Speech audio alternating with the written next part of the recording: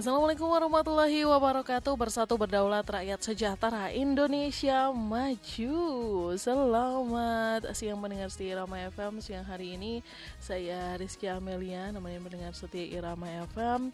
Dan di Gema Pramuka pada siang hari ini mendekati hari jadi Pramuka ke-64. Kita sudah kehadiran tamu istimewa. Ada dua narasumber kita.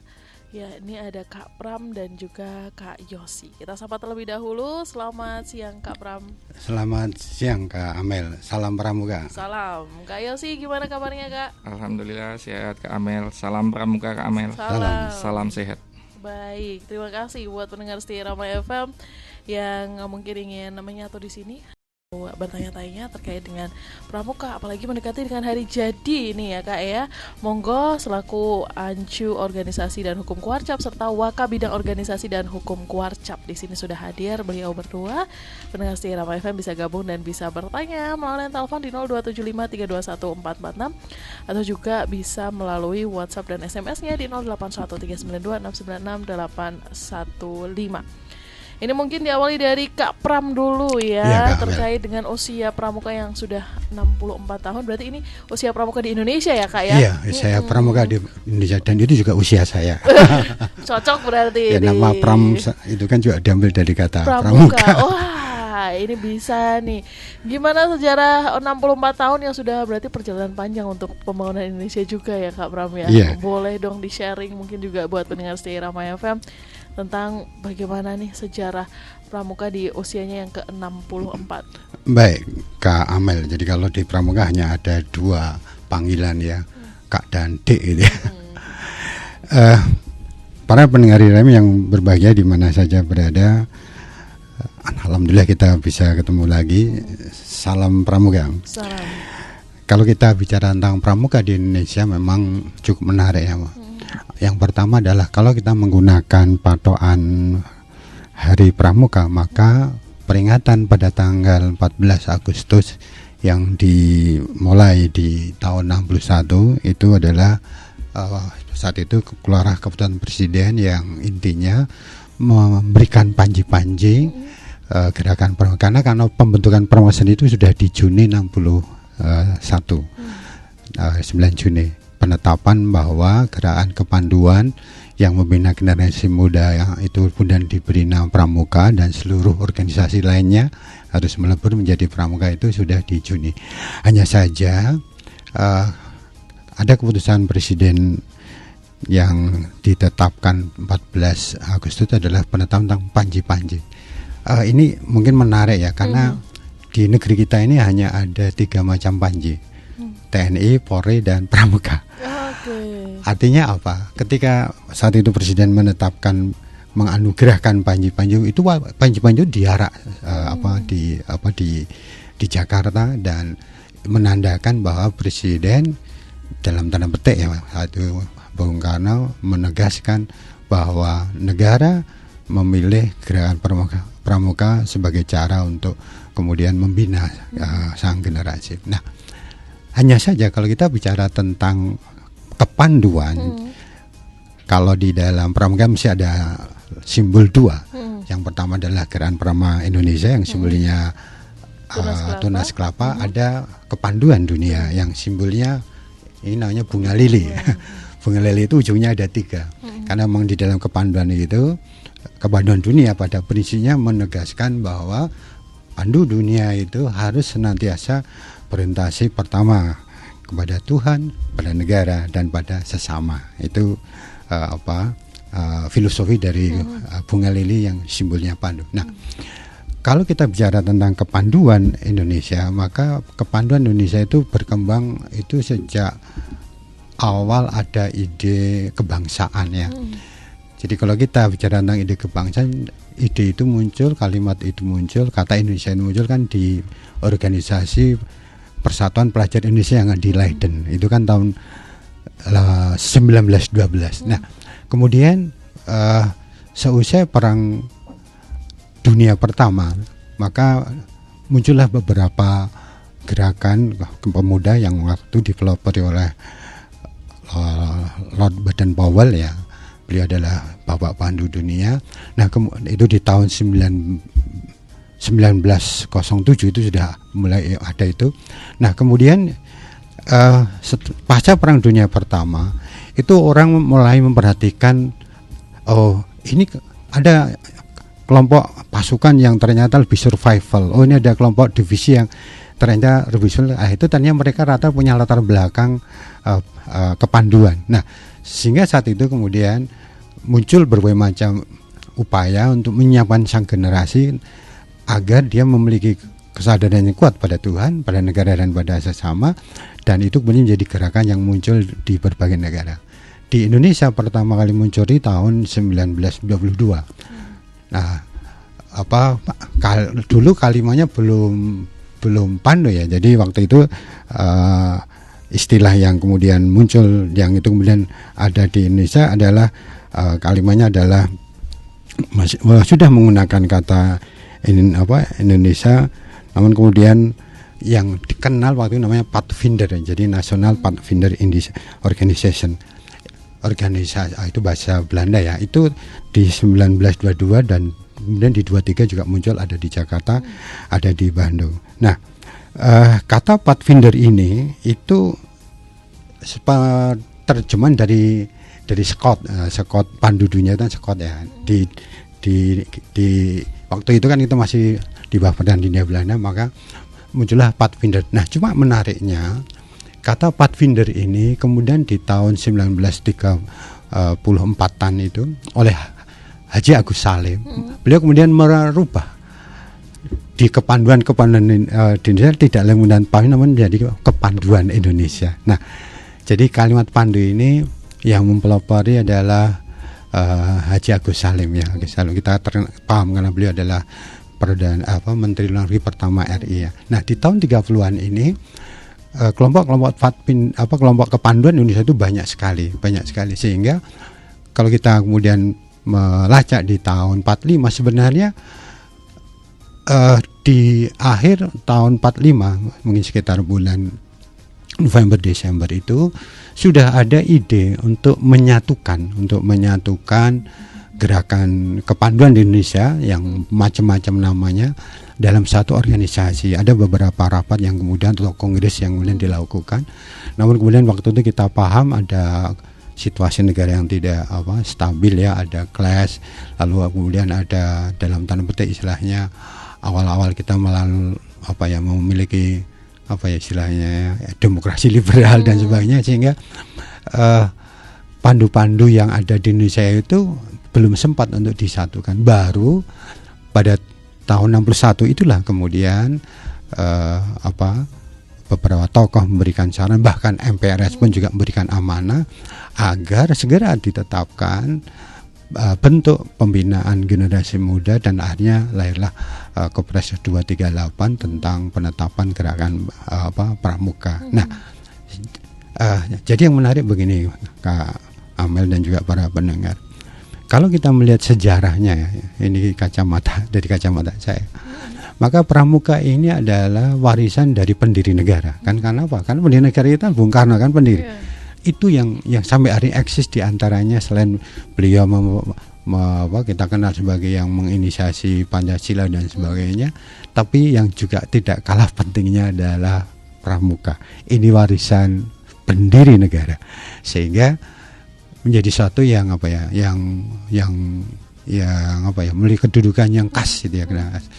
Oleh karenanya kalau kita bicara tentang sejarah pramuka memang luar biasa ya. Karena yang menariknya lagi begini, ketika era Sumpah Pemuda 1928 itu kan Belanda sangat melarang upaya-upaya untuk menuju ke kesadaran kebangsaan ya. Bahkan waktu itu Indonesia Raya pun tidak boleh dinyanyikan ya. Tapi yang menarik apa? Yang menarik adalah bahwa istilahnya dalam tanda petik ya, virus-virus kebangsaan nasionalisme itu melalui lagu Indonesia Raya itu oleh W.R. Supratman itu kemudian beliau yang sering turun ke gerakan-gerakan kepanduan. Artinya apa? Artinya bibit kesadaran kebangsaan itu tertanam kuat di gerakan kepanduan mengawali jauh sebelum kita merdeka. Artinya apa? Artinya boleh jadi dengan adanya bibit kebangsaan ini sudah dikenalkan Ya kalau Sumpah Pemuda kan selesai ya, Kongres Pemuda kedua selesai. Tapi menanamkan nilai-nilai kebangsaan melalui lagu itu sangat tertanam kuat di kepramukaan, di kepanduan saat itu. Oleh karenanya sebenarnya kalau kita ya bicara tentang ketokohan W. Aris Pratma, bukan semata-mata beliau pencipta lagu, namun beliaulah yang kemudian menanamkan kesadaran kebangsaan melalui nasionalisme lagu Indonesia Raya itu di kelompok-kelompok kepanduan.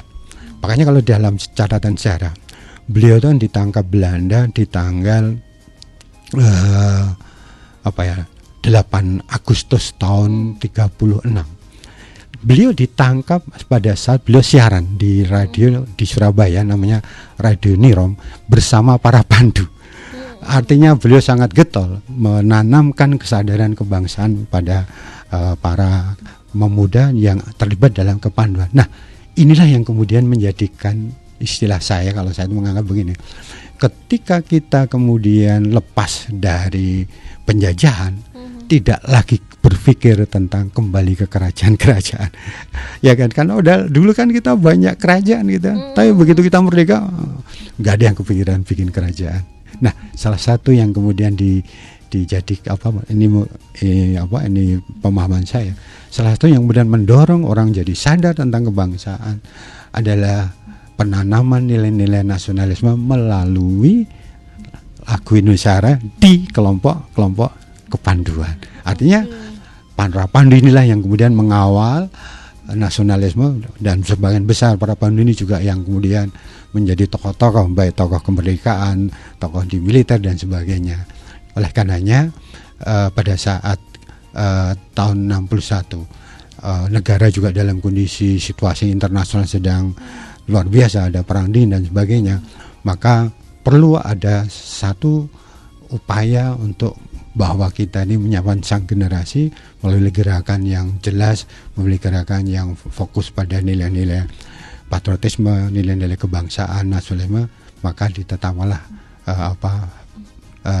gerakan pramuka sebagai upaya untuk menyiapkan sang generasi. Jadi kalau kita kemudian hari ini memperingati hari ulang tahun pramuka yang ke-64, bukan berarti kita ini pramuka itu baru lahir di situ.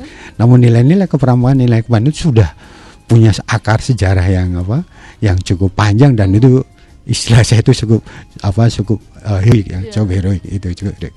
Oleh karenanya kesadaran memahami pramuka ini adalah kesadaran yang istilahnya tidak semata-mata didukung dengan, kalau kita bicara tentang regulasi peraturan, namun lebih dari itu ada latar belakang sejarah yang tidak sederhana terkait dengan gerakan kepanduan. Karena apapun nama gerakan kepanduan pada saat itu ya, kalau nggak kira menjelang tahun 61 itu ada sekitar 105 kelompok kepanduan di Indonesia. Nah, namun prinsipnya semuanya sama. Di dalam gerakan kepanduan itu pasti tetap mengacu pada pandu dunia, yaitu 3 hal: mengabdi pada Tuhan, mengabdi pada negara, dan mengabdi kepada sesama. Jadi kalau kita bicara tentang memperingati Hari Pramuka, maka nilai-nilai yang harus kita jaga adalah kesadaran sebagai makhluk Tuhan. Artinya kita harus jadi orang yang generasi muda yang beriman dan bertakwa. Yang kedua adalah menjadikan generasi kita itu generasi yang punya kesetiaan yang luar biasa pada negara dan juga pada sesama. Jadi sekali lagi, memperingati Hari Pramuka bukan semata-mata seremonial, namun menegaskan kembali misi menyiapkan sang generasi dengan 3 pemahaman tadi. Nah, itu kalau kita bicara tentang sedikit ya latar belakang sejarah Hari Pramuka. Oke, baik Kak Pram. Jadi memang usia Pramuka juga sama dengan perjuangan Indonesia sebenarnya, tapi memang diresmikannya baru 64 tahun. Ini kalau mau disamain sebenarnya sama kayak kemerdekaan Indonesia ya. Iya, lebih awal malah lebih awal. Oke, baik. Buat pendengar setia Irama FM, kita sudah menyambut hari jadi Pramuka juga nih yang ke-64 besok, tepat di tanggal 14 Agustus. Betul ya Kak Yosi ya? Iya, betul, nah, Ini kalau Kak Pram tadi cerita tentang sejarahnya, kita beralih dulu ke Kak Yosi terkait dengan kegiatan tahun 2025. Sekaligus kegiatan persiapan besok nih. Mungkin ada pendengar Irama FM yang belum tahu, ada apa aja sih biasanya kalau di 14 Agustus di 2025 ini. Ya, selamat siang pendengar Irama FM, selamat siang Mbak Amel. Selamat siang. Sebelumnya kami mohon maaf, kami berdua ini namanya Scott look. Jadi kenapa kami tidak pakai baju pramuka? Kita ingin pramuka itu tidak melulu harus menggunakan seragam pramuka. Seragam pramuka digunakan saat upacara, kemudian saat acara resmi lah. Ini karena kita melihat Irama FM itu identik dengan penyiarnya muda-muda, cantik-cantik gitu kan. Kadang pakai dress code-nya juga dress code yang kekinian lah. Kita sebenarnya menyesuaikan ini Mbak Amel. Oke. Ya. Berarti saya bisa dapat Scott look-nya ya? Oh bisa nanti tinggal order saja nanti kita kirim. Ya penyiar pendengar Irama FM, alhamdulillah kuartir cabang Gerakan Pramuka Purworejo di tahun 2025 ini bertepatan dengan hari ke 64 tahun Gerakan Pramuka. Kita yang pertama ada kegiatan pendukung. Kegiatan pendukungnya sudah kita mulai dari awal Agustus. Kita membuat surat. Jadi kalau di Pramuka itu berjenjang Kak Amel. Kita di Kuarcap itu dari lingkupnya kabupaten. Kemudian di kecamatan ada Kuartir Ranting itu tingkatnya kecamatan. Kemudian dari Kuartir Ranting mereka langsung ke Gugus Depan. Kita jalurnya melalui Kuartir Ranting. Kita sudah bikin edaran. Masing-masing dari anggota pramuka memiliki kewajiban untuk memasang bendera pramuka di samping bendera merah putih selama 1 bulan penuh. Jadi kalau Kak Amel melihat nanti di rumah Kak Pram nih contohnya sudah ada bendera merah putih, sebelahnya ada bendera pramuka. Nah, kebetulan saya baru tahu kalau Kak Amel dalamnya Kaliharjo barusan ini. Kalau tadi tahu kita akan melihat Kak Amel berarti belum punya bendera pramuka. Kemudian kegiatan pendukung yang lain kita meminta tolong karena kalau hanya Kuarcap kita tidak mampu. Kita melalui 16 kuartir ranting, kemudian melalui Gugus Depan kita melaksanakan namanya bersih lingkungan. Ya, jadi bersih lingkungan itu tidak melulu harus fisik yang berat. Kita membersihkan lingkungan, kemudian kita mendukung program pemerintah Germas, Gerakan Masyarakat untuk Sehat. Kita membersihkan lingkungan. Ya, itu sudah dimulai juga di awal-awal Agustus. Kemudian alhamdulillah kemarin sebagai bentuk penghormatan ke pendahulu-pendahulu kita, tidak hanya pahlawan pramuka namun juga pahlawan nasional khususnya ada di Kabupaten Purworejo, kita mengadakan ziarah rombongan ke Amel. Kita pusatkan di Taman Makam Pahlawan Purworejo Handokoloyo. Kemudian di kuartir ranting yang kebetulan ada tokoh pramuka. Tokoh pramuka tuh ada misalkan seperti di Kuaran Gerabak karena ada beliau Kak Keli almarhum, kita mengadakan juga ziarah rombongan ke makam-makam yang tokoh-tokoh Purworejo yang peduli ke pramuka. Kemudian insya Allah nanti malam Kak Amel kita akan mengadakan namanya renungan dan ulang janji. Kenapa renungan dan ulang janji? Sebagai bentuk kita introspeksi diri. Kita sebagai anggota pramuka 64 tahun pramuka, kita sudah kerjakan apa, kita sudah berbakti apa ke negara, ke kabupaten. Nanti malam kita renungan dan ulang janji. Kak Amel kalau mau sedikit-sedikit melo menangis nanti silahkan datang ke Sanggar Bakti. Siap. Di mana itu? Di Sanggar Bakti. Ya. Kemudian insya Allah besok pagi ada upacara Hari Pramuka ke-64 tahun 2025 untuk tingkat kuartir cabang, tingkat Kabupaten Purworejo dipusatkan di Kuartir Ranting Kaligesing, khusus tepatnya di SMP Negeri 24. Dekat itu dengan Kak Amel sepertinya, satu desa. Nah, kemudian di rangkaian upacara itu nanti ada namanya pemberian penghargaan tanda Gerakan Pramuka. Itu insya Allah akan diberikan ke 4 tokoh pramuka yang tahun penilaiannya 1 tahun kemarin 2024 mereka kita ajukan ke kuartir daerah, ke provinsi. Mereka dinyatakan layak untuk mendapatkan, ada yang Pancawarsa 3, kemudian ada Pancawarsa 5, kemudian ada juga yang Pancawarsa 1. Besok pemberiannya rangkaian Hari Pramuka, upacara Hari Pramuka. Kemudian yang sedikit mengimbarakan masyarakat Purworejo dan sekitarnya yang kebetulan mendengarkan Irama FM usulan kami Kuartir Cabang Purworejo untuk mengajukan Bupati Purworejo Ibu Haja Yuliastuti Sarjana Sosial sebagai tokoh pramuka yang peduli dengan mendapatkan Dharma Bakti. Alhamdulillah disetujui oleh Kuartir Daerah Jawa Tengah dan akan diberikan tanggal 24 Agustus saat upacara Hari Pramuka tingkat Jawa Tengah. Jadi rangkaian upacara, rangkaian kegiatan pendukungnya kami seperti yang tadi saya sebutkan itu. Begitu Mbak Amel. Oke, baik. Ini berarti besok pagi ya ada upacaranya, dihadiri Ibu Yuliastuti juga? Iya, insya Allah Ibu Bupati akan menjadi pembina upacara. Oke.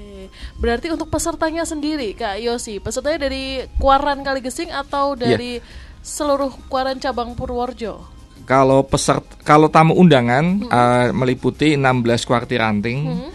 Kalau untuk pesertanya dikarenakan lokasi upacaranya tidak terlalu lebar karena di halaman SMA Negeri 24 hanya dikhususkan untuk peserta didik, peserta anggota pramuka, peserta muda dan peserta dewasa dari Kuartir Ranting Kaligesing. Seperti itu. Baik. Boleh pendengar setia Irama FM nih ya yang mungkin mau ikutan ulang janji gitu ya, kata Kak Yosi tadi, di hadir langsung di Banyurip ya berarti Kak? Iya, Sanggar Bakti Sanggar maksudnya. Bakti, Iya, betul. Di Kuaran depan Banyurip. SMK Negeri 1. Iya. Betul. Sepertinya Kak Amel belum pernah nih. Oh, sudah sering dulu. Dulu Alhamdulillah. pada zamannya.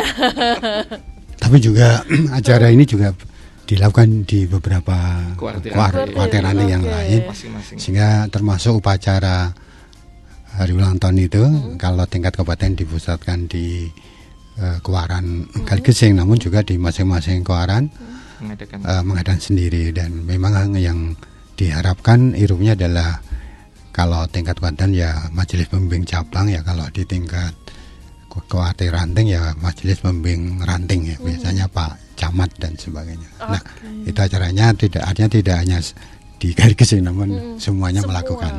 Baik. Termasuk mungkin juga di sekolah ada juga Gus Depan melakukan itu ya. Oke, pasti biasanya ada upacara yang dilakukan oleh gugus depan masing-masing. Kalau dulu Purworejo sempat dilalui oleh estafet Tunas Kelapa, betul ya Kak ya? Iya. Kalau Jadi tahun ini gimana ini Kak? Kalau agenda estafet Tunas Kelapa itu kan agenda tingkat kuartir daerah betul. Dan tingkat kuartir daerah pun tidak setiap tahun.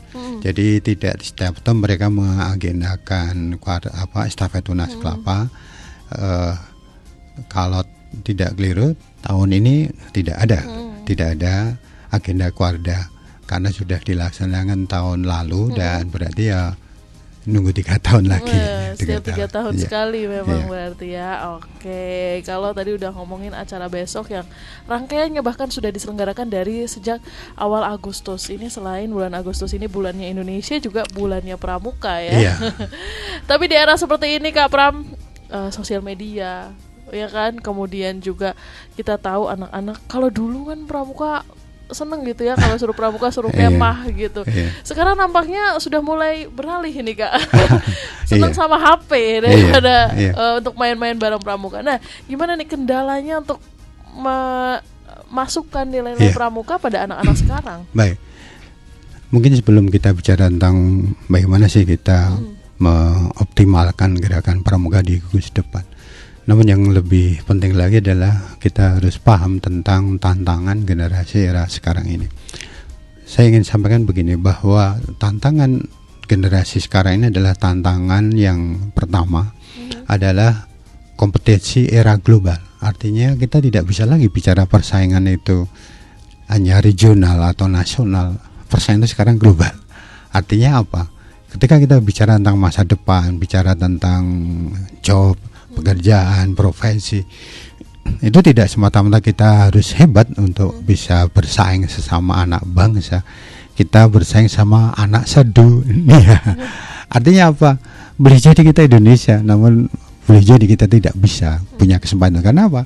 Karena mungkin kompetensi kita, kapasitas kita, daya saing kita itu tidak mampu. Nah, ini yang harus dipahami. Kemudian yang kedua yang ingin saya sampaikan, bahwa yang namanya tantangan era global itu tantangan yang sifatnya multidimensi ya. Kita tidak lagi istilahnya intervensi perang itu didominasi dengan kekuatan militer. Namun sekarang ini yang harus kita pahami adalah bahwa persaingan ekonomi budaya itu menjadi sesuatu yang sangat kental. Oleh karenanya yang harus kita pahami adalah bahwa kita harus memiliki eksistensi, integritas atau karakter yang kuat. Karena hanya dengan karakter yang kuat, integritas, kita memiliki kapasitas yang membuat kita bisa memiliki daya saing gitu ya. Nah, ini harus dipahami. Oleh karenanya kalau kita ingin menyiapkan sang generasi ke depan jadi hebat, maka nilai-nilai tantangan yang harus kita hadapi harus kita siapkan dengan sebaik-baiknya. Kalau kita bicara tentang pramuka sampai hari ini, saya juga ya cukup lama ya. Saya itu dulu mulai dari tingkat SD, SMP, saya juga pernah jadi bagian dari Dewan Kerja Cabang dan sebagainya. Ada banyak kegiatan yang saya ikuti. Nah, salah satu hal yang menjadikan kegiatan pramuka itu adalah pembinaan terkait dengan karakter. Nah, kembali ke pendidikan ya.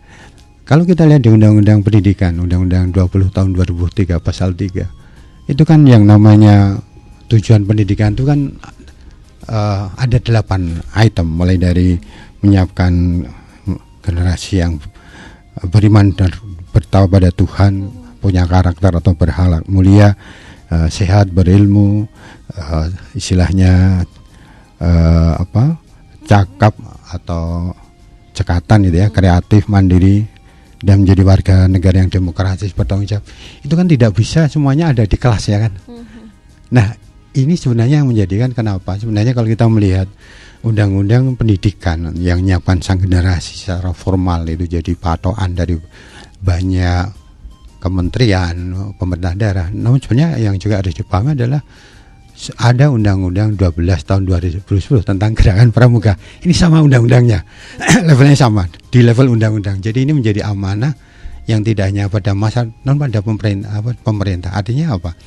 Artinya kalau kita bicara pramuka, maka sebenarnya itu bukan semata-mata miliknya mereka yang berkecimpung di pramuka. Pemerintah daerah punya kewajiban di sana. Karena apa? Itu diamanahkan oleh undang-undang ini. Nah, artinya kalau kita kemudian menginginkan pramuka seperti era-era dulu, maka memang perlu ada gerakan yang kembali ke undang-undang kepramukaan. Yang istilah saya begini. Karena di sana ada kewajiban pemerintah yang menyiapkan tenaga, menyiapkan sumber daya, memberikan bantuan. Itu kan kalau ini bisa dilaksanakan oleh pemerintah daerah, kan pasti gerakan pramuka akan disupport oleh banyak elemen yang ada di masyarakat. Sekarang kan seolah-olah, mohon maaf ini ya, sekolah atau guru atau bahkan juga orang tua itu menganggap pramuka itu semacam ekstrakurikuler yang boleh ya boleh tidak gitu ya. Tapi pertanyaan bukan masalah kalau saya bukan terjebak pada ya atau tidak, namun sekarang mencari metode untuk menanamkan nilai-nilai nasionalisme, patriotisme, disiplin, kerjasama, integritas, itu yang sistematis hanya pramuka, lainnya belum ada. Karena di Undang-Undang 12 tahun 2010 tentang gerakan pramuka itu di sana jelas itu. Pramuka itu tingkatannya apa saja, pembinanya kayak apa, pelatihnya kayak apa, itu semuanya ada struktur, ada kecakapan yang harus dipenuhi seperti apa. Lah belum ada yang kegiatan-kegiatan di luar pramuka yang mampu memberikan pola yang sistematis. Nah, seandainya kemudian kita kembali ke era-era bangsa yang lalu, di mana pemerintah, utamanya pendidikan itu menyatukan. Jadi pramuka itu inherent di pendidikan ya, sehingga guru ngajar pramuka itu ya jam ngajarnya itu include itu ya. Kalau sekarang kan kayaknya hanya ekstra sehingga banyak guru-guru yang statusnya ASN lenggan karena itu biasanya dibanding pada guru-guru yang statusnya P3K atau honorer. Padahal kalau kita kembali ke marwah di Undang-Undang 12, pemerintah itu punya kewajiban menyediakan tenaga, sarana dan nah, kalau ini kembali ke sistem ini kembali menjadi dihidupkan kembali, di mana kemudian pendidikan formal itu di dalam juga ada pramuka, peran guru juga inherent di dalam supporting pramuka. Saya yakin aktivitas dunia pendidikan dengan warna pramuka akan menjadikan pemahaman atau penanam nilai-nilai pramuka itu jadi lebih lebih tersupport dari semua elemen gitu ya, semua elemen, tidak hanya satu pihak saja, namun semuanya mensupport. Sehingga kalau dulu umpamanya orang mau jadi kepala sekolah itu salah satu kriteria poinnya dia punya enggak ijazah KMD ya, kursus Madya Dasar. Nah, kalau ada poinnya gitu ya. Punya enggak kursus AKML? Pernah enggak dia pernah jadi ketua gugus depan dan jadi ada poin-poin kepramukaan yang itu kemudian menyatu di dalam pendidikan, sehingga waktu itu yang namanya pendidikan dan pramuka itu memang menjadi hal yang tak terpisahkan. Dan sekali lagi sampai hari ini pun kalau kita melihat undang-undang pendidikan dan undang pramuka itu sama-sama yang saling bersinambungan dan saling mengisi.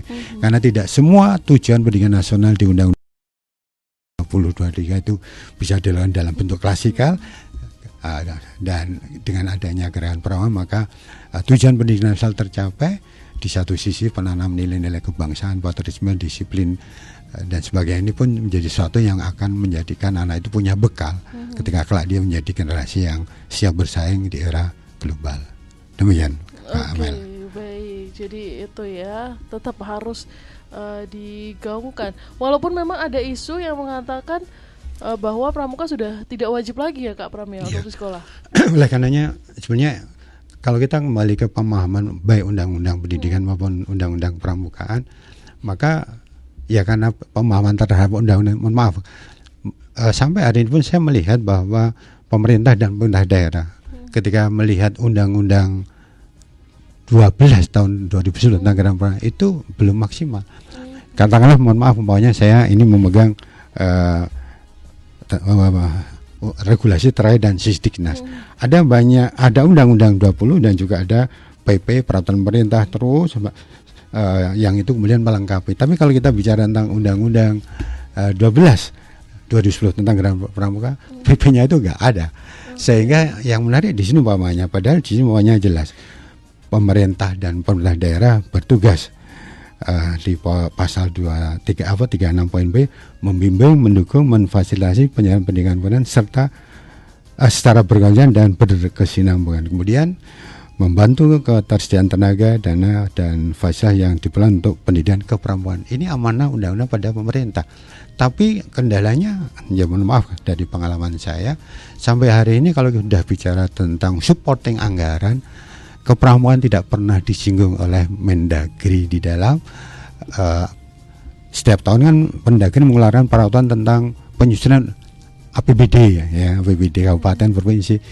Itu nggak pernah nyinggung undang-undang 12, padahal ini jelas undang-undang, tapi malah yang nggak ada di undang-undang yang banyak, mohon maaf, PKK, Darah Wanita, Karangtang yang nggak pernah ada di dalam undang-undang, itu malah disebutkan oleh peraturan Mendagri, sehingga ya mereka dapat anggaran dan sebagainya. Nah, jadi kalau kita istilahnya agar pramuka kembali ke marwah sebagaimana amanah sang pendiri negara, salah satu yang memang harus dipahami, dikuatkan adalah pemahaman terhadap Undang-Undang 12 2010 dan penjabarannya agar dipahami lebih luas. Demikian Kak Amel. Oke, baik, terima kasih Kak Pram. Dan buat pendengar setia Rama FM yang masih ingin bertanya, boleh sekali silahkan, line telepon, SMS dan WhatsApp-nya juga masih dibuka. Mungkin balik lagi untuk persiapan ulang tahun ke-64. Ini tadi kita belum bahas Kak Yosi. Temanya itu apa? Ada tema besar nggak sih untuk hari ulang tahun, hari jadi Pramuka ke-64? Untuk temanya ini apa di tahun ini? Iya. Kak Amel, tema Hari Pramuka itu ditentukan oleh Kuartir Nasional. Jadi dari pusat kita mengikuti saja. Tema untuk tahun ini adalah kolaborasi untuk ketahanan bangsa. Ada sedikit penjelasan dari Kuartir Nasional kenapa mengambil kolaborasi untuk membangun ketahanan bangsa sebagai tema Hari Pramuka ke-64 tahun 2025 ini. Yang pertama, Pramuka membuka diri untuk berkolaborasi dan bersinergi terhadap berbagai pihak, terhadap berbagai elemen untuk bersama-sama memikirkan negeri ini. Nah, contoh kami mengambil salah satu yang real siang ini Mbak Amel. Jadi Kak Amel, kami hadir. Mudah-mudahan ini kolaborasi yang baik. Oke. Ya, jadi kita ingin sedikit mensosialisasikan ke masyarakat bahwa pramuka itu tidak melulu hanya tepuk pramuka seperti itu. Kita bisa mengaktualisasi diri untuk berbagai pihak. Kemudian ketahanan bangsa, karena melihat kuartir nasional, kuartir daerah, dan kami kuartir cabang, kita ingin melihat berbagai tantangan baik sisi sosial, ekonomi maupun lingkungan, bahwa pramuka bisa mengambil peran di segala aspek tersebut. Seperti itu. Jadi sisi sosial kita kita punya namanya Ubaloka, Kak Amel. Jadi unit bantuan pertolongan pramuka. Beberapa kejadian bencana yang terakhir kemarin di Bruno, kami malam begitu longsor, kami alhamdulillah ada namanya tim Ubaloka, kita sudah sampai lokasi. Kita bareng-bareng dengan Tagana, bareng-bareng dengan BPBD. Nah, itu kan dari sosial. Kemudian dari sisi ekonomi kita bisa melihat pramuka itu sekarang bekerja sama dengan beberapa pelaku usaha UMKM. Kita mengajarkan bahwa kalau hari latihan pramuka biasanya hari Jumat gitu ya. Nah, tidak melulu hanya teori-teori Morse, semafor, tapi bagaimana kita bisa kearifan lokal yang ada kita tularkan, kita ke adik-adik peserta didik, itu nantinya bisa menjadi modal untuk peningkatan ekonomi baik keluarganya, baik yang lainnya. Kemudian dari kita ingin tantangan di sisi lingkungan, misalkan sisi lingkungan kita melihat bahwa kepedulian masyarakat sekarang di depan rumah saya itu ada sungai, Mbak. Itu tempat sampah terpanjang di dunia. Jadi kita ingin melihat mengedukasi masyarakat bahwa pramuka itu bisa memberikan contoh. Jadi kalau Kak Amel nanti pas jalan-jalan ada di depan rumahnya ada bendera pramuka, kemudian masih buang sampah di sungai, mohon dicatat alamatnya di mana, nanti kami datangi. Kita ingin bersama-sama mengedukasi. Lah, kolaborasinya di dalam hal ini, Kak Amel.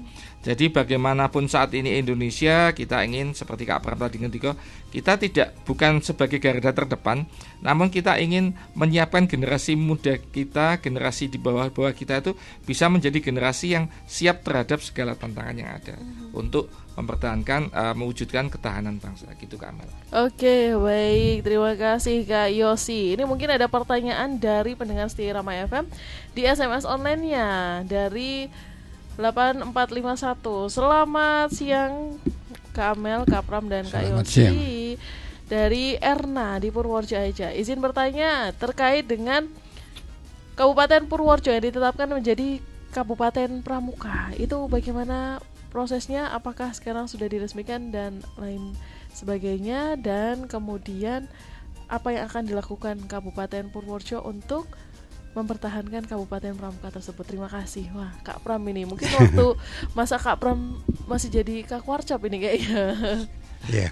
Jadi seingat saya itu Purworejo ditetapkan menjadi Kabupaten Pramuka itu adalah terkait dengan keputusan Bupati waktu di almarhum Pak Mar Said ya, tahun 2004 ya, sekitar 2004. Nah, sebenarnya waktu itu pada prinsipnya adalah bahwa beliau menginginkan nilai-nilai kepramukaan ya. Jadi kalau kita bicara tentang nilai-nilai kepramukaan itu kan kalau kita kembali ke ke undang-undang tentang pramuka, di pasal 4 itu di sana nilai-nilai itu terkait, yang pertama adalah nilai patriotik, nilai cinta tanah air, lalu nilai ketaatan pada hukum, disiplin, menjunjung tinggi nilai-nilai luhur bangsa, memberi kecakapan hidup, artinya mampu mandiri dan menjadi kader dalam rangka menjaga dan membangun negara kesatuan Republik Indonesia, mengamalkan Pancasila serta melestarikan lingkungan hidup. Artinya apa? Artinya pada saat penetapan itu sebenarnya fokusnya pada nilai-nilai ini. Hanya memang ya kadang-kadang ketika suatu keputusan itu diputuskan, maka implementasinya kadang-kadang kurang dikawal. Saat itu yang muncul adalah bahwa kalau setiap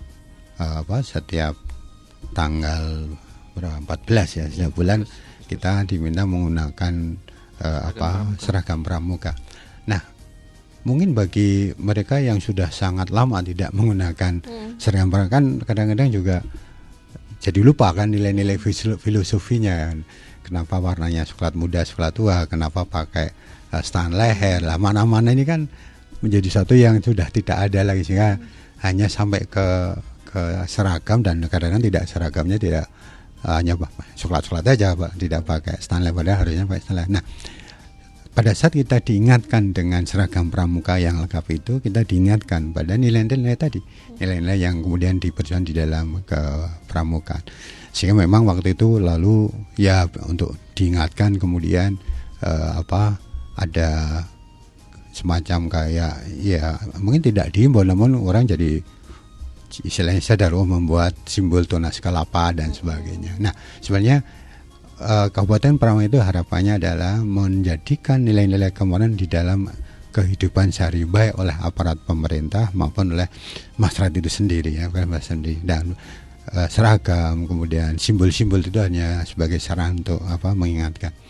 Saat itu saya mencoba ketika masih di Badan Kebudayaan Daerah, saya juga menjadikan setiap hari Senin saya gunakan di kantor itu, saya awali dengan ya semacam kegiatan kepramukaan tamun di dalam ruang gitu kan, mulai dari nyanyi kebangsaan, kemudian ada semacam game sederhana, tapi pada prinsipnya keterkaitan dengan nilai-nilai tadi itu bisa tertanam, karena nilai-nilai yang diharapkan dari pramuka itu muncul di dalam konteks satu kebersamaan gitu.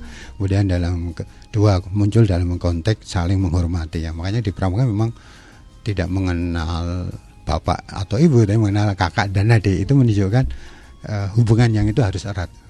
Interaksi di dalam pramuka jadi sesuatu yang penting.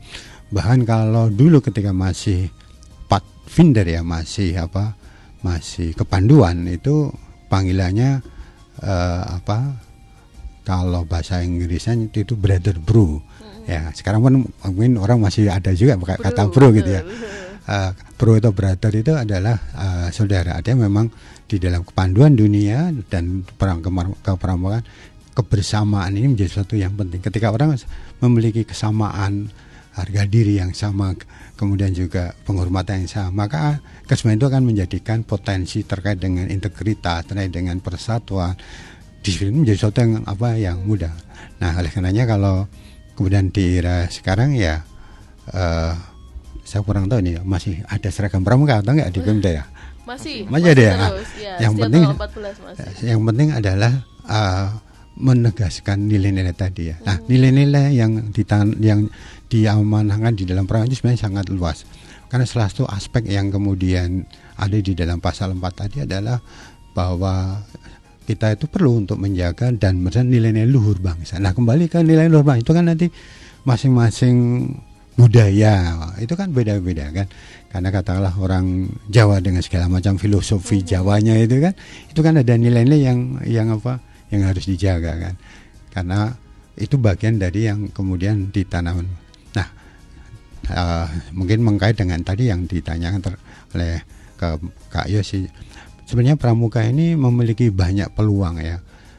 Pramuka itu tidak hanya satu kegiatan. Di pramuka ada yang namanya kesakaan ya. Ada kesakaan, ada banyak saka. Jadi kalau maunya kita Purworejo itu ada potensi kawasan pantai, kita bisa membuat namanya Saka Bahari ya.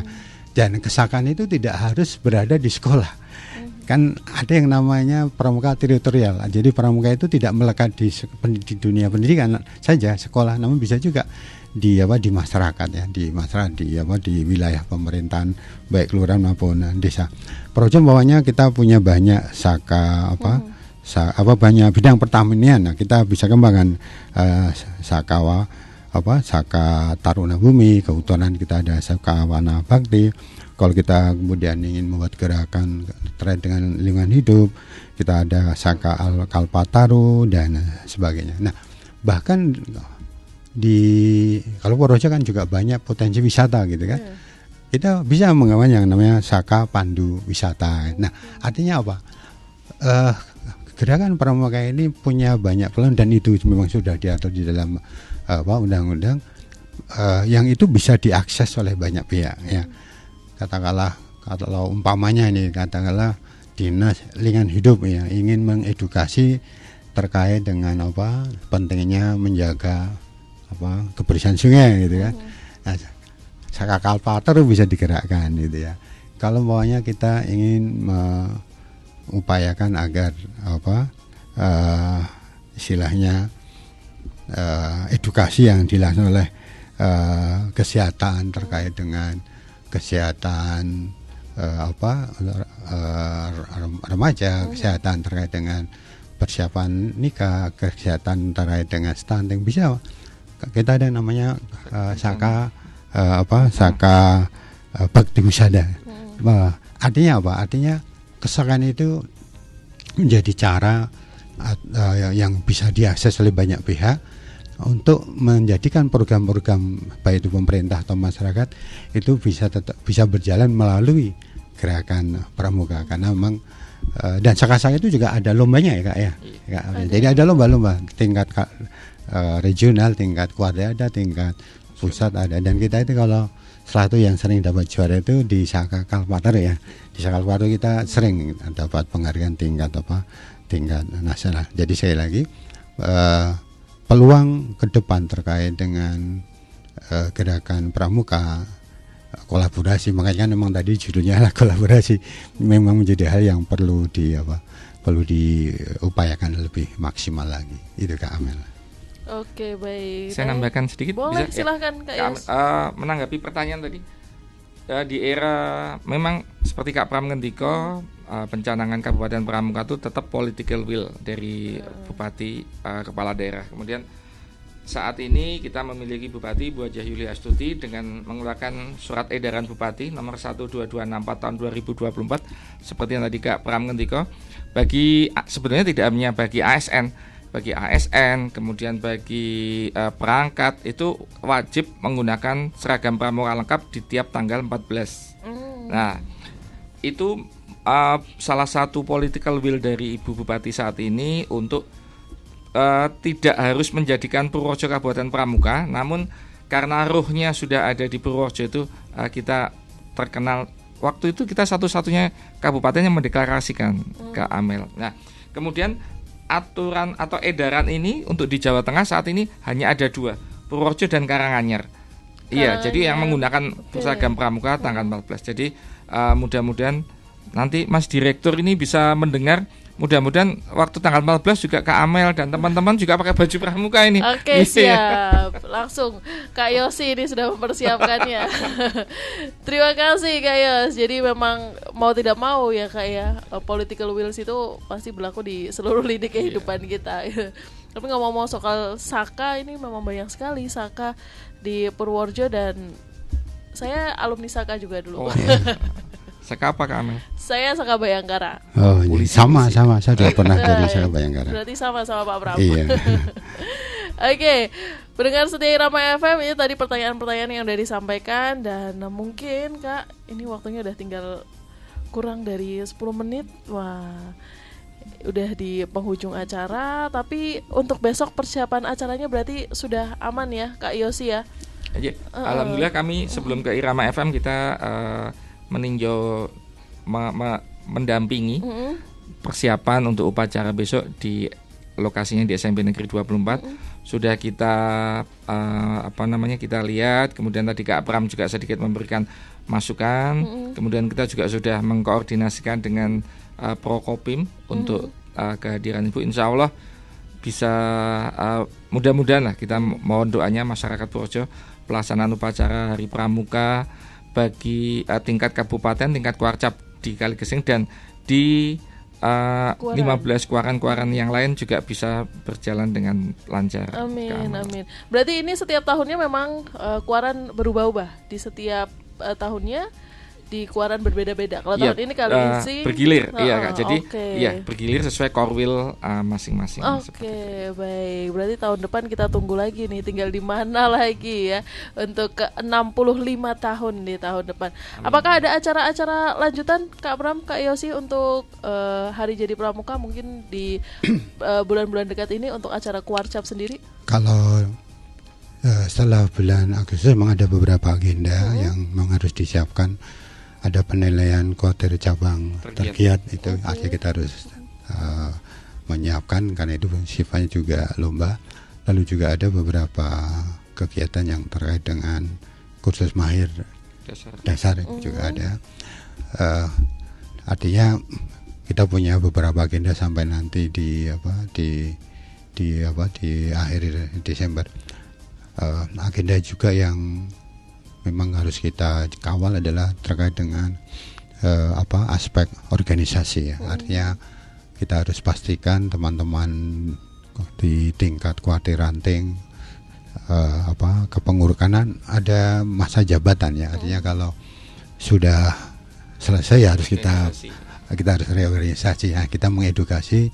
Dan kalau sampai hari ini kayaknya masih ada sekitar berapa ya, 6 ya, 6 kuartir ranting yang harusnya sudah melakukan musren ya, musyawarah ranting untuk memilih kekeluaran dan kepengurusan. Karena boleh jadi nanti itu kalau kita melihat istilahnya gaungnya pemerintah yang kemudian mulai support terhadap nilai-nilai merah putih, nilai-nilai nasionalisme, boleh jadi nanti menjadi satu banyak kegiatan yang kemudian akan mewarnai kegiatan bahkan di tingkat kuartir ranting. Saya seringkali Kak Amel ketemu dengan beberapa orang tua yang ketika anaknya katakanlah terpilih mewakili tingkat kuarcap ke berbagai event, bahkan tingkat nasional, bahkan tingkat internasional. Saya itu kadang-kadang istilahnya mereka itu kalau anaknya ke pramuka itu supportnya luar biasa, meskipun harus mandiri ya, apalagi di era sekarang ini susah kita ada sekolah yang bisa memiliki potensi untuk pengiriman. Namun ketika mereka kemudian nanya itu, mereka sangat support gitu.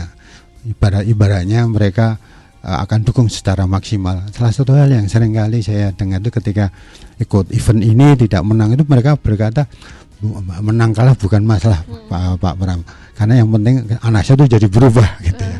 Dia memiliki karakter yang baik, dia punya jiwa kemandirian, dia punya istilahnya kesadaran bertanggung jawab tentang diri dan masa depannya, dia memiliki kesadaran untuk mendesain dirinya. Ini menjadi sesuatu yang mahal gitu ya, apalagi di era sekarang ini. Oleh karenanya gerakan pramuka ke depan memang istilah saya perlu supporting pemahaman yang luas terhadap Undang-Undang 12 2010, dan itu kemudian ada penerjemahan yang lengkap di tingkat pemerintah, peraturan pemerintah dan sebagainya, agar marwah jiwa pramuka yang itu adalah dari para pendiri negara kita menjadi satu yang bisa kita jaga. Itu Mbak Amel. Oke, baik. Mungkin sebelum closing, Kak Pram dan Kak Yosi, ini ada pertanyaan yang masuk dari Kak Zahra Purworejo ya. Ini pertanyaannya ada 2 pertanyaan. Boleh disamain semua? Kak, apakah pramuka Garuda bisa menjadi poin saat daftar sekolah? Itu yang pertama. Yang kedua, Purworejo pernah mencanangkan sebagai kabupaten pramuka. Oh, ini sudah ditanyakan tadi. Mungkin yang nomor 1 berarti apakah pramuka Garuda bisa jadi poin saat daftar sekolah? Ini memang sudah ke kita beberapa pertanyaan ini. Hanya kemudian yang penting adalah kita ketika memilih seseorang menjadikan dia pramuka ada tahapannya. Karena yang penting adalah pada saat pendaftaran itu mesti ditanya apa ini berjenjang atau tidak gitu ya. Makanya agar itu ada nilai jenjangnya, maka harus ada bukti, katakanlah dia mewakili pramuka Garuda tingkat kabupaten. Ada banyak, ada semacam piagam bahwa dia itu memang terpilih di level tingkat ranting umpamanya itu. Atau kemudian ranting membuat sebelum ke ranting ada tahapan di tingkat gugus depan.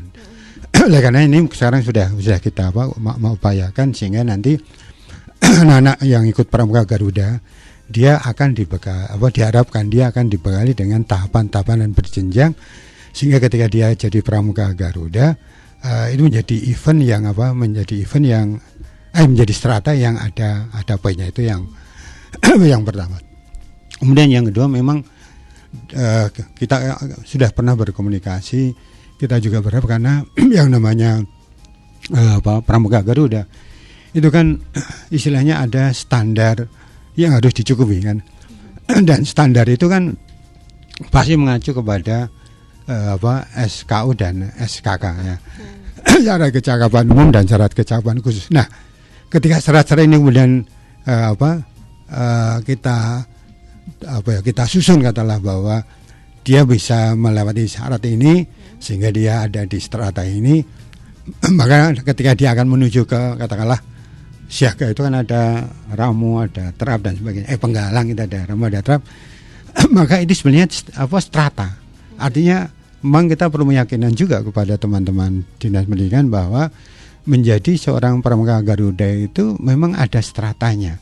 Oleh karenanya strata inilah yang kemudian harus ditunjukkan dalam bentuk bukti dokumen gitu kan. Artinya kalau dia jadi Pramuka Garuda telah melalui sekian macam strata, nah strata itulah jadi jenjang. Oleh karenanya memang kita ya satu saat perlu duduk bersama biar adik-adik kita yang punya strata Pramuka Garuda, dia membeli strata itu setelah melalui sekian tahapan. Tahapan inilah penjenjangannya di situ, Kan sekali lagi Pramuka Garuda itu pasti semua strata yang harus wajib dia miliki harus dilalui. Nah, itu yang kemudian kalau saya menganggap ini sebenarnya penjananya memang perlu dokumen. Nah, bahasa ini yang nanti perlu istilahnya perlu kita harus punya visi yang sama. Harapan kita nanti suatu saat kita dengan teman-teman jajaran dinas pendidikan lebih interaktif terkait dengan aspek-aspek pendidikan. Sekali memang Pramuka Garuda itu adalah tahapan-tahapan yang sesungguhnya ada stratanya. Ya memang yang perlu kita cermati utamanya yang mereka bisa menjadi juara di tingkat paling nggak kuarda ya Kak. Ya ada yang namanya ESA itu ya penghargaannya. Nah penghargaan itu memang penghargaan tingkat kuarda, namun sekali lagi ketika dia ikut event itu kan dia pasti juga. Nah ini yang udah ada jadi strata. Nah sama juga mohon maaf kadang-kadang kalau kita bicara yang kemudian kadang-kadang kurang dicermati adalah yang namanya paskibra. Paskibra itu perlu latihan yang tidak sedikit kan. Tapi karena dia bukan strata, itu kan jadi orang yang terpilih di paskibra katakanlah tingkat nasional umpamanya, kan juga tingkat daerah. Kan penghargaan piagam itu kan selama ini kan kurang dipahami sebagai bentuk prestasi masyarakat. Karena yang dihargai kan biasanya yang ada penjenjangan gitu. Padahal saya yakin kalau ada seseorang yang bisa jadi paskibra nasional itu pasti pengorbanannya tidak sedikit. Ya, betul. Tapi ya karena aturan gitu ya tidak bisa dijadikan sebagai warga negara berprestasi karena prestasi itu biasanya yang pakai lomba-lomba yang ada urutan. Ya itu mungkin penjelasannya. Jadi sekali lagi saya akan intensifkan pemahaman ini. Tapi yang penting kalau kita bicara tentang Pramuka Garuda, untuk kita bisa punya dokumen kita perlu membuat semacam kayak dokumen penstrataannya, artinya ada penjenjangannya sehingga dia bisa sampai tingkat punya nilai di tingkat provinsi dan sebagainya. Oke, baik. Udah sampai provinsi masa nggak bisa dipakai gitu ya Kak ya. Ini padahal stratanya jauh sekali. Bahkan tadi disampaikan ada SKU, syarat kecakapan umum, bahkan syarat kecakapan khusus pun juga harus sudah dilalui ya. Nampaknya sudah menjadi pertanyaan terakhir Kak Pram, Kak Yos. Baik, seru sekali obrolannya. Pokoknya semoga besok acara lancar. Untuk closing statement mungkin boleh dari Kak Yosi dulu, monggo. Kami dari Kuarcap Purworejo mengajak ke masyarakat. Jadi sebenarnya pramuka itu bukan hanya seperti Kak Pram ngendika, bukan hanya milik pegawai negeri, guru di pendidikan. Silakan masyarakat itu bisa berkiprah melalui pramuka. Alhamdulillah tahun ini ke-64 tahun 2025 Kuarcap Purworejo memberikan kesempatan ke masyarakat bila ingin bergabung menjadi anggota pramuka bisa menghubungi yang paling dekat itu Kuartir Ranting. Itu ada di tingkat kecamatan. Mudah-mudahan kolaborasi untuk mewujudkan ketahanan bangsa tidak hanya terpatri di diri kami yang memang sudah menjadi anggota Pramuka, namun mudah-mudahan ini bisa menjadi ruh, semangat, kemudian menjadi langkah awal masyarakat untuk bersama-sama berkolaborasi dengan gerakan Pramuka. Terima kasih Kak Ahmad. Baik, Kak Pram, monggo boleh Baik. ditambahkan? Para pendengar yang berbahagia di mana saya berada, bahwa gerakan Pramuka Praja Muda Karana adalah gerakan yang menyiapkan sang generasi. Jadi ketika kita berkiprah di manapun, di tingkat Gusdepan, tingkat kuartir ranting, tingkat kuartir cabang, di jajaran MABI, di jajaran kuartir, kita adalah yang sedang menyiapkan sang generasi. Oleh karenanya pastikan kita tunjukkan upaya kita dengan cara semaksimal mungkin, karena ketika kita bicara sang generasi, kita bicara tentang keberlangsungan kehidupan bangsa. Apalagi tadi sudah saya ingin sampaikan bahwa Pramuka adalah warisan sang pendiri negeri kita, the founding fathers kita.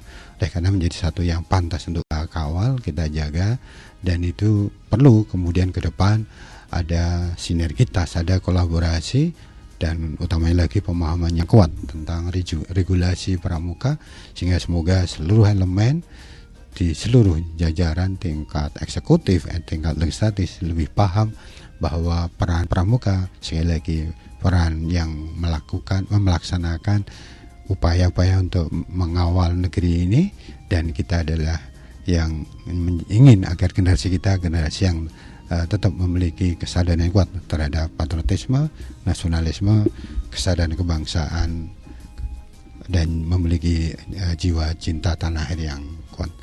Demikian itu, Mbak. Oke, baik, terima kasih Kak Pram, Kak Yosi. Buat pendengar setia Rama FM juga terima kasih atas partisipasinya, pertanyaannya, dan juga atensinya tadi. Saya Rizky Amelia bersama dengan Kak Pram dan Kak Yosi pamit undur diri. Selamat Hari Jadi Pramuka ke-64 dan salam Pramuka. Salam.